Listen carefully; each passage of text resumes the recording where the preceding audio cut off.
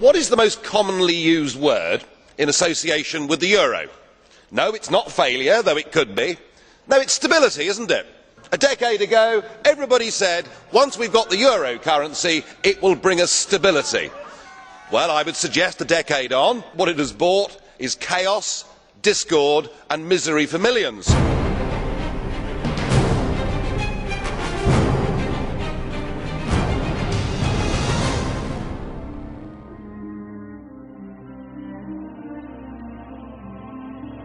What's happened in the last week marks the beginning of the end.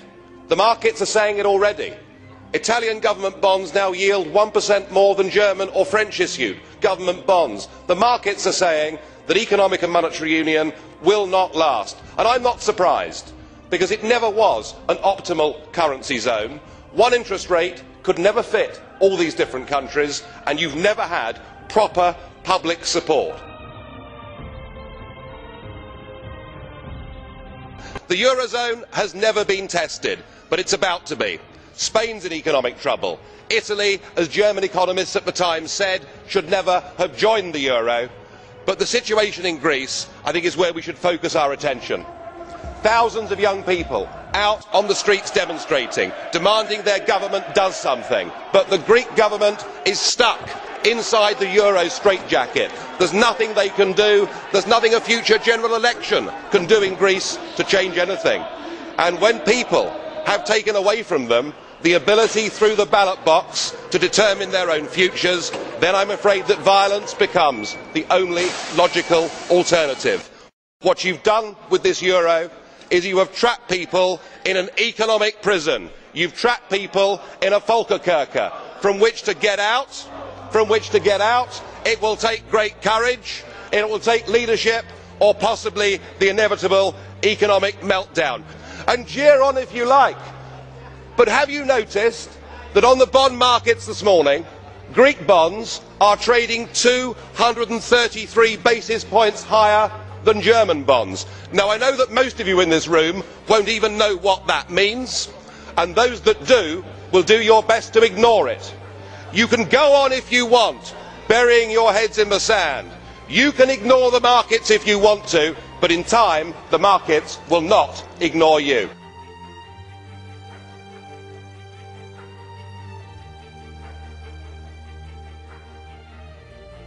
Whilst 60 years ago an iron curtain fell across Europe, today we have the iron fist of the European Commission, and we've seen it with Article 121 and with Greece effectively being turned into a protectorate.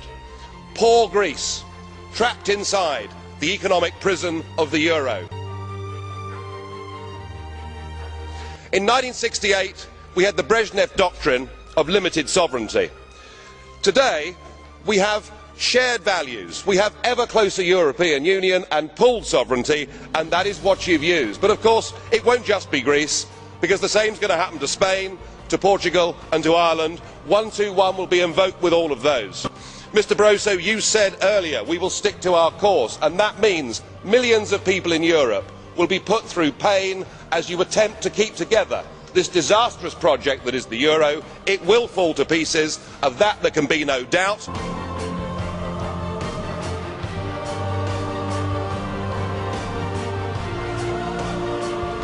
And now we have the situation in Ireland. Now, I know that the stupidity and greed of Irish politicians has a lot to do with this.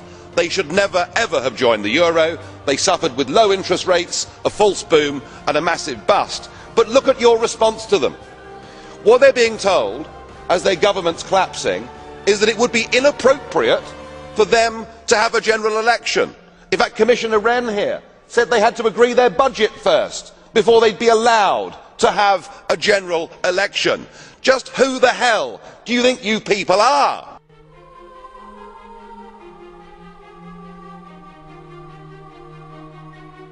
And yet the word stability still being used this morning. Mr Barroso used it, Mr Van Rompuy used it.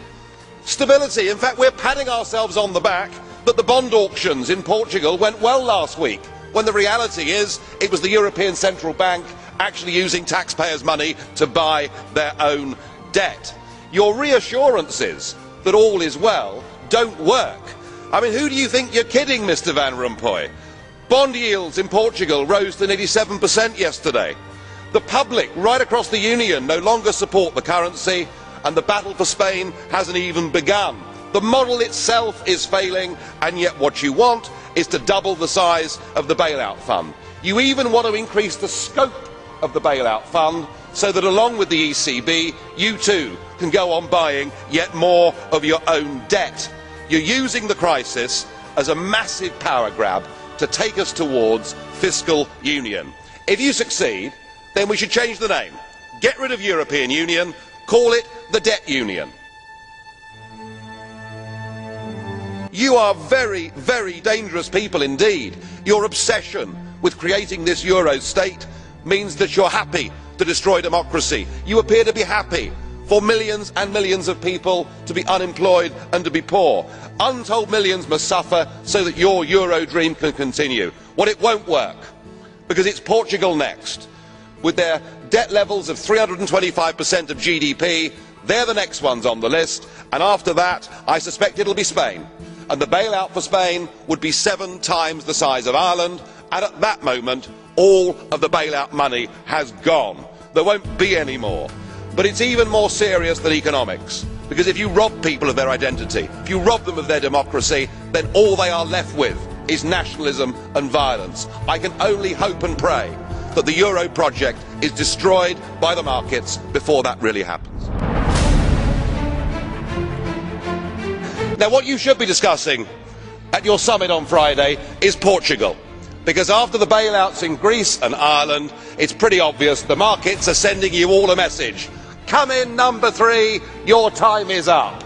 Portuguese bond yields on Monday hit 7.6%. You know that yourself. It was only at 7%, of course, when it got there that Ireland had to be bailed out. We've also got, in April, a massive rollover of Portuguese debt, another 20 billion that has to be rolled over.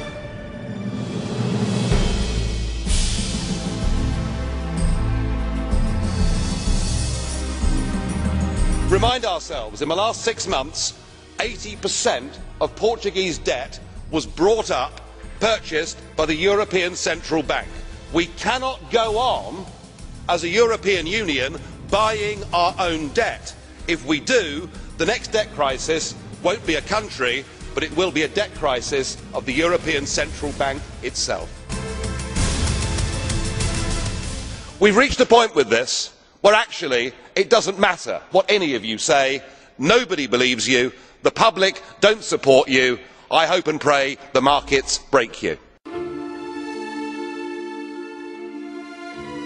2010 will be remembered as the year when the flaws, the deep flaws in the Euro project were exposed, and when the public in Europe woke up to the sheer stupidity of their leaders.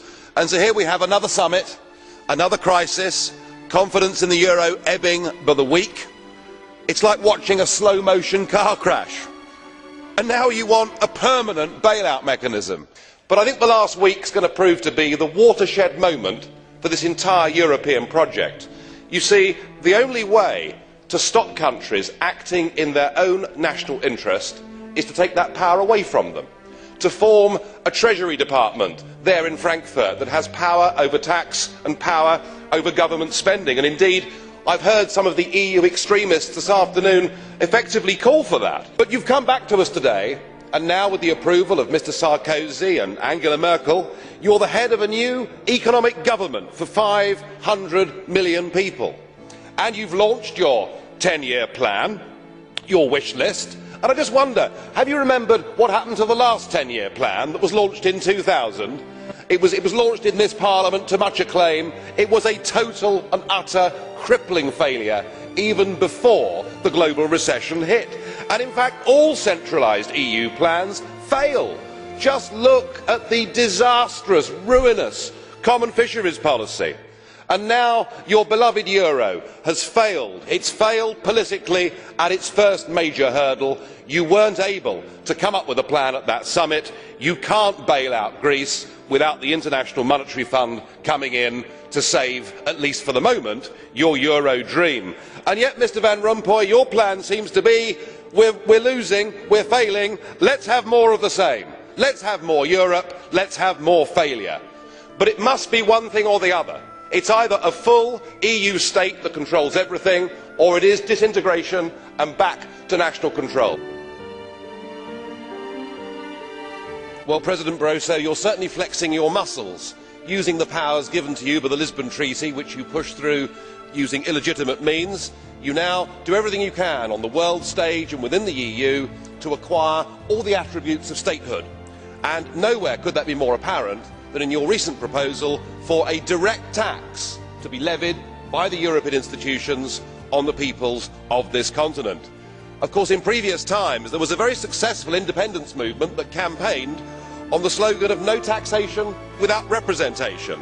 And you certainly, sir, are not a representative. We haven't voted for you and we can't remove you. So I think with this direct tax you actually made a mistake. Because what this euro is all about, it's about a political class imposing its will upon the peoples of Europe. Remember, only 2 countries had a referendum on the euro, Denmark and Sweden, and both of them said no.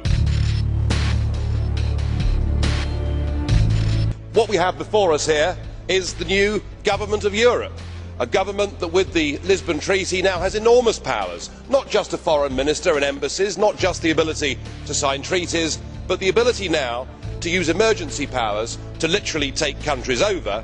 And yet what we've heard from the European Parliament big group leaders this morning is the demand that you take even more powers and do it even more quickly. And perhaps it's worth reminding ourselves that this treaty that gives this Commission these powers does not have democratic legitimacy in the European Union at all. You ignored referendums, you denied referendums, and you bullied the poor Irish into voting for a second time. Now I'm struck that the common denominator with this Commission is the sheer number of them that were communists or were very close to communism. Mr Barroso himself was a Maoist. Sim Kallas, far from being a student activist, was even a member of the Supreme Soviet. So a top-notch communist we have there. We have at least 10 communists in this Commission, and it must feel like a return to the good old days. There must be a certain nostalgia amongst the communists.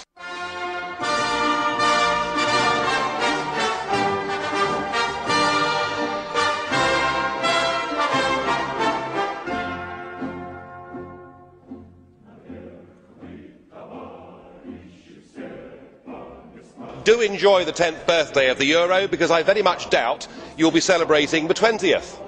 What we've seen this morning has been reminiscent of the old Soviet times. Do you remember when the 5-year plans were announced to be successes, often before they were even launched, with much talk of record harvests and wonderful production figures for tractors? And I suppose, much like those days, we've been treated this morning to a succession of unelected, ageing bureaucrats telling us what a great success the whole thing's been. It's all delusional stuff. Just look around this chamber this morning. Just look at these faces. Look at the fear. Look at the anger. Poor old Barroso here looks like he's seen a ghost. You know, they're beginning to understand that the game is up. And yet, in their desperation to preserve their dream, they want to remove any remaining traces of democracy from the system. And it's pretty clear that none of you have learned anything. You know, when you yourself, Mr Van Rompuy, say that the euro has brought us stability, I suppose I could applaud you for having a sense of humour, but isn't this really just the bunker mentality? We need democratic solutions to this. If you go on pushing your extreme euro nationalism, this will lead to violence right across every member state in this union. And perhaps this is why we see the fear in the faces. Increasingly people are saying, we don't want that flag, we don't want the anthem, we don't want this political class, we want the whole thing consigned to the dustbin of history. We must put the future of Europe to people in every member state in free and fair referendums.